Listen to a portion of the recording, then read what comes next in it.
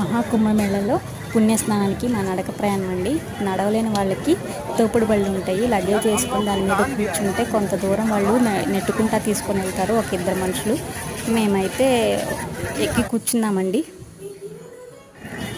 ఎక్కి కూర్చున్న తర్వాత 1 కిలోమీటర్ వరకు తీసుకుని వెళ్ళారు. పర్ పర్సన్కి 100 రూపీస్ తీసుకున్నారండి ఆ బండి ఎక్కినందుకు. అంటే మేము ఒక 6గురం ఎక్కాము, 6గురికి 600 తీసుకున్నారు. 1 కిలోమీటర్ వెళ్ళగానే పోలీసులు ఆపేశారు. లోపలికి వెళ్ళలేవు బళ్ళు అనగానే మేము దిగిపోయి 1 కిలోమీటర్ నడుచుకుంటూ వెళ్ళామండి. చాలా హ్యాపీగా ఉంది. ఎంతోమంది అదృష్టం ఉంటే కానీ ఇలాంటి అవకాశం మనకు దక్కదు. ఆ అదృష్టవంతుల్లో మేము ఒకళ్ళమని గొప్పగా ఒక మంచి ఫీలింగ్ అయితే ఉంది. ఇది శివరాత్రితో ఈ కుంభమేళ ముగియట్లేదండి. వచ్చే నెల 15 అమావాస్య వరకు ఈ కుంభమేళ జరుగుతుందంట. అవకాశం ఉన్న వాళ్ళందరూ తప్పకుండా వెళ్ళండి.